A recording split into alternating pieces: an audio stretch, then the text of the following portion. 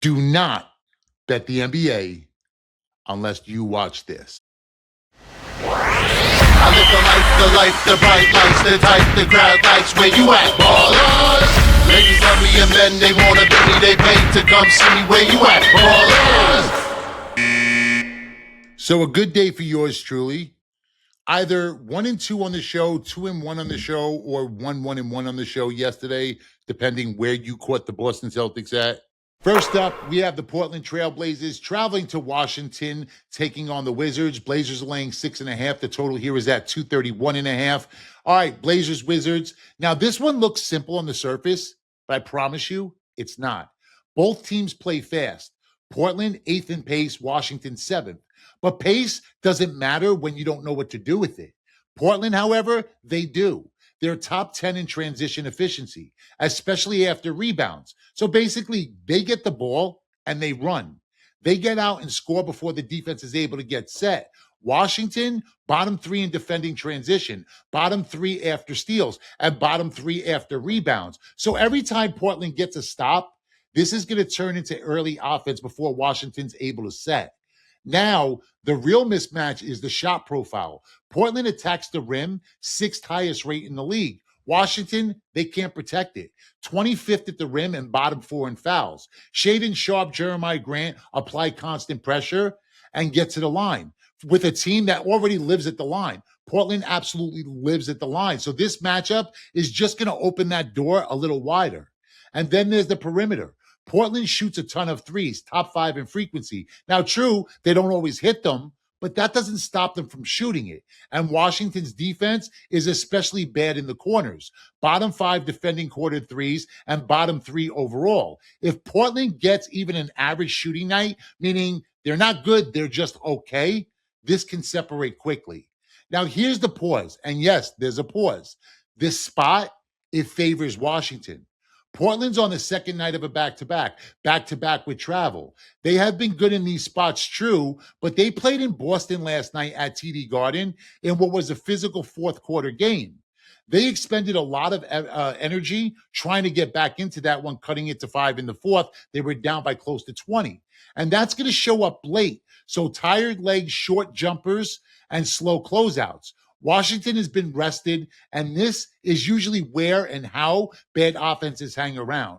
Same pace, but very different execution. Now, are you going to pick rest over rust? Kings on the road head to the Garden to take on the New York Knickerbockers. Knicks laying 13.5. The total here is at 227.5. Now, New York wants to slow the game down, bottom 10 in pace, heavy half-court team. And it works. They're third in offensive rating. They don't waste possession. But here's the crack in the armor. Transition defense. When the Knicks lose the ball, they struggle. Bottom 5 defending transition, rebounds and steals. And that's exactly where the Sacramento Kings want to live. Russell Westbrook gets the ball. He's not walking up the court. If the Kings can turn this into a track meet, they strip New York of its structure. Now flip to the shot profile, because this is where the chess match begins. At the rim, New York is elite, top 6 paint defense. That's a problem for Westbrook, who takes almost half of his shots at the rim. If Mitchell Robinson controls the glass and walls off the paint, Sacramento has to pivot. Because while the Knicks protect the rim, they're pretty much vulnerable everywhere else. Mid-range, above the break threes, those are the shots New York is willing to give up. Now, situational edge is going to go to New York as well. They're at home, middle of a homestand. Sacramento on an East Coast road trip, that's West Coast to East Coast, with an high-usage core. And New York can make you pay. Final thing is going to be discipline. Sacramento attacks. They're going to get to the line. But the Knicks, they don't beat themselves. They're top 5 in turnover rate. So this game comes down to one question. Can Sacramento force chaos without losing control? Because once New York gets into the half court, they typically win, and they typically win big. All right, we have the Milwaukee Bucks and the Philadelphia 76ers. The 76ers are laying 10.5. The total here is at 219.5. All right, Sixers Bucks. This game is going to come down to one thing: tempo. Philadelphia wants it slow. They're a half-court team, bottom half of the league in pace. Everything runs through Embiid. When the Sixers get you into the half court, they're comfortable on both ends. But here's the issue: transition defense. Philly is bottom five defending transition off of rebound. So missed shots turn into problems. And Milwaukee, even without Giannis, is built to push. This version of the Bucks is guard driven. Rollins grabs it and goes. If Milwaukee speeds the game up, Philly loses all of its structure. If Philly slows it down, the Bucks offense feels the absence of Giannis. Now the shot profile. Milwaukee's offense is about threes, high volume threes, bombing threes from everywhere. AJ Green fires, Bobby Portis fires, and his usage is going to go up. Philly's 3-point defense looks strong overall, but they give up corners. That's the soft spot. And that's where Milwaukee's going to want to live because that's where Milwaukee's going to be able to do damage. On the other end, it's Embiid territory. Philly is top five in rim attempts. Giannis is out. The interior defense is pretty much gone. Who's going to stop him? Miles Turner? If the Bucks play drop coverage, Embiid gets touches, free throws, and long mid-range shots. As far as the spot goes, it's a clear edge to Milwaukee because Philadelphia played yesterday. So it's a road back-to-back with travel off of a blowout loss. But the Stars didn't play extended minutes because of the blowout. And if the game and that game yesterday was also early, so they have that extra time today.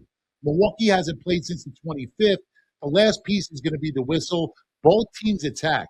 Embiid lives at the line, and Milwaukee still drives the basketball. So I'm going to expect stoppages, free throws, and momentum swings. Simple question is going to decide this game tonight. Half-court basketball, that's going to favor Philly, or open floor early offense, because that's going to bring the Milwaukee Bucks right back into this. And whichever team controls the tempo is going to control the night. Tap in. Tell me who you like in this game. 3-point spread winners posted daily on ylose.com. That's the letter Y, LOSC.com. Pelicans, Thunder. The Thunder are laying 14.5. The total here is at 233.5. All right, so Thunder, Pelicans, and this one looks pretty ugly for good reason. OKC has been the best team in the league, right? 37-10, elite on both ends. But there's a nuance that most people miss. They blow teams out so often that the market prices them at the very, very top of the ceiling. And that's why their ATS results don't always scream dominance. But still, the baseline does matter. New Orleans, 12-36. Bad offense, bad shooting. And that's a brutal matchup against the number one defensive team in basketball. So let's talk efficiency, because this is where the gap shows up. OKC isn't fast just to be fast. They're also efficient. Top 10 in transition scoring and top 10 after rebounds. So they turn stops into points. New Orleans, one of the worst teams in the league at protecting the ball. So if the Pelicans can't value possessions, this turns into a layup line and open threes before the defense is able to set. Shot profile, and this is where it gets lopsided. Zion wants the rim. That's his game. But the problem, OKC owns the rim. The best team in the league defensively at shot blocking and at the rim. So New Orleans' primary weapon is going to be running straight into a wall. And the obvious counter is going to be the three-point shot, right? Except the Pelicans can't shoot. Bottom of the league in makes, bottom of the league in efficiency. That lets OKC pack the paint, stay home, and dare New Orleans to beat them from deep. Spoiler, they usually don't. Situationally, this also favors OKC. They're home, they're rested, and effort is their identity. New Orleans isn't on back-to-back, but still, it's a road game against elite defense, and that piles up mentally, especially for a team buried in the standings. Those early deficits tend to snowball. Last piece is going to be the whistle. OKC gets to the line. Shea absolutely lives there. And the Thunder, they don't turn it over. Best in the league at protecting the ball. So New Orleans doesn't get free chances. They have to earn everything they get tonight. So the bottom line, bad offense, facing the best defensive team on the road, that's a tough equation. And unless New Orleans suddenly becomes a shooting team, this matchup usually plays out the same way. Detroit Pistons, Denver Nuggets. The Pistons are laying 7.5. The total here is at 214.5. Now, this one did open up at 6 and immediately moved up to 7, and now it's at 7.5. So the market's moving. Everybody coming in on the Pistons in this spot. But look, before you laugh at the fact that Detroit's on the road in Denver laying points, stop. Because this matchup is way more interesting than you think. This is going to be elite defense against elite offense. And it's all happening tonight at altitude. Detroit's coming in 33-11, second best net rating in the league. And what they are on paper is exactly who they are on the court. But Denver is the ultimate market disruptor. They win games that most models, including my model, don't expect them to win. So let's zoom out to the total. Denver's offense is lethal, second in offensive rating. But Detroit's defense, just as lethal, top 2 in defensive rating.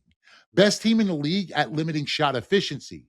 And when an elite defense walks into a slow half-court environment like Denver, that's where games get dragged through the mud. Now there's a style clash because Detroit, they want chaos. They want to run top 3 in transition frequency. But Denver, they want none of that shit. Bottom 5 in pace, bottom 3 in transition frequency. They want to walk it down the court, run half court, run their half-court offense, and let their execution win games. The issue, Denver's transition defense is terrible. So if Detroit forces turnovers, this game speeds up in a hurry, and that is going to favor the Pistons. Now, the biggest mismatch is going to be at the rim. Detroit attacks it relentlessly, top 3 in rim frequency, but Denver, bottom 3 defending the rim. So if Detroit gets past that first line, that first wave, there's not much resistance coming. But here's the counter. Denver might be the best shooting team in the league. They might be the best shooting team in all of basketball.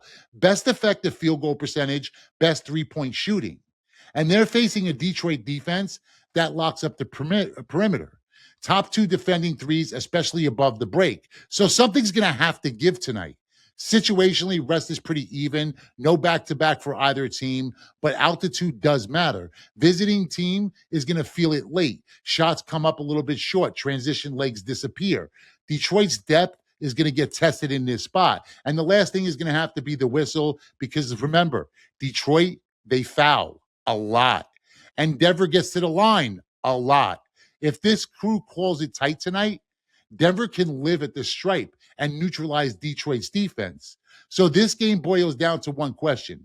Can Detroit turn defense into speed before Denver turns execution into control? Because in this building, control typically wins. Tap in. Let me know who you like in this game. And if you want the 3 games that I'm personally betting tonight, link in the description below. Nets travel to Phoenix to take on the Suns. The Suns are laying 9.5. The total here is at 210.5. So Phoenix has been steady all season. They're nothing flashy and definitely nothing fluky. Their record pretty much matches the numbers. They defend, they execute, and they don't beat themselves. Brooklyn, up and down, and that's why they're catching this big number here, even without Booker. But let's start with the total, because that's where the game script is going to be written. Phoenix is top 5 in defense, right? They're 6th in points allowed per possession. And Brooklyn on occasion can score, but against set defenses, efficiency drops fast. And when a disciplined defense plays at home against a traveling inconsistent offense, games tend to slow down. And that's going to be the environment tonight. Phoenix plays slow, bottom 10 in pace. They want the half court. They want execution. They want to squeeze possessions. But when they do force mistakes, they will punish you. They're top 3 in steals and top 3 in protecting the ball themselves. So if Brooklyn gets loose with it, Phoenix turns it into easy points, especially off of steals. And the key battle is on the perimeter.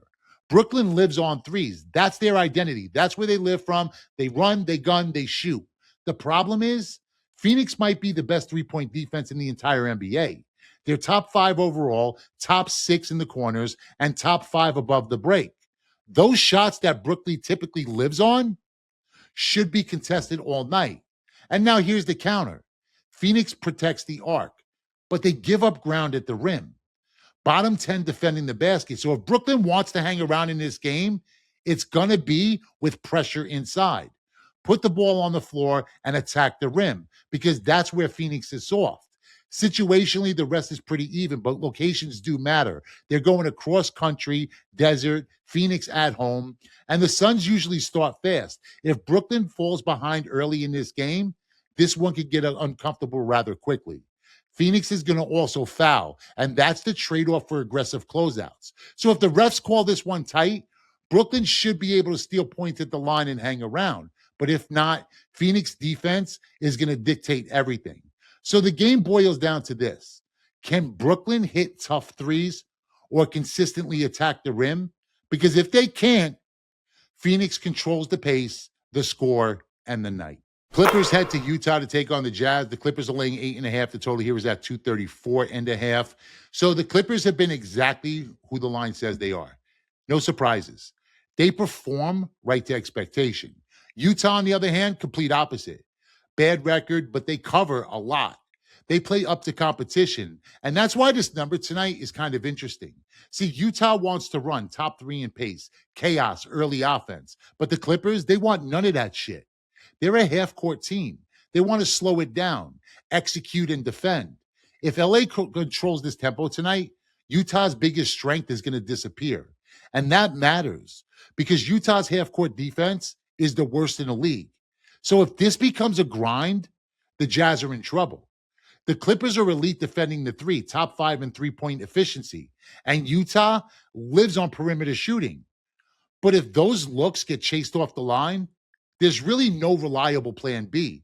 And yes, Lauri Markkanen, scorer, beast, bucket, elite. Matter of fact, send him to Miami.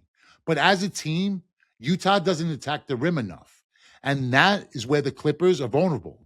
So the Jazz have an opening here. They just don't naturally play into that opening. They would have to attack the rim. Now, here's where this game is going to get a little tricky. Salt Lake City, altitude. And that shows up late, especially for veteran teams, which we know the Clippers are one of the older teams in the league.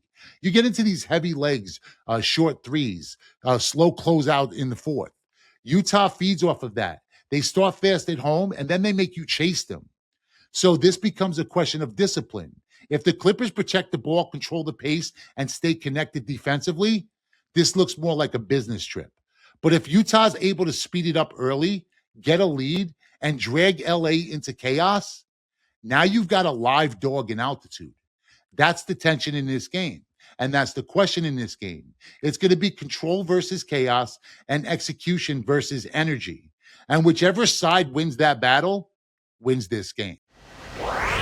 I live the life, the bright lights, the type, the crowd likes where you at, baller. All right, guys, get to whylose.com. That's the letter Y, LOSE.com. You can get to whylose.com/NBA if you want the 3 games that I'm personally getting to the window with tonight. There's 3 plays in the NBA I love and another NBA max bet. Looking to hit my 3rd straight NBA max bet. Now, this episode was more so to help you guys with your handicap, help you guys learn, teach, and help you guys become better cappers even for yourself long term. It's more about long-term goals than short-term success, right?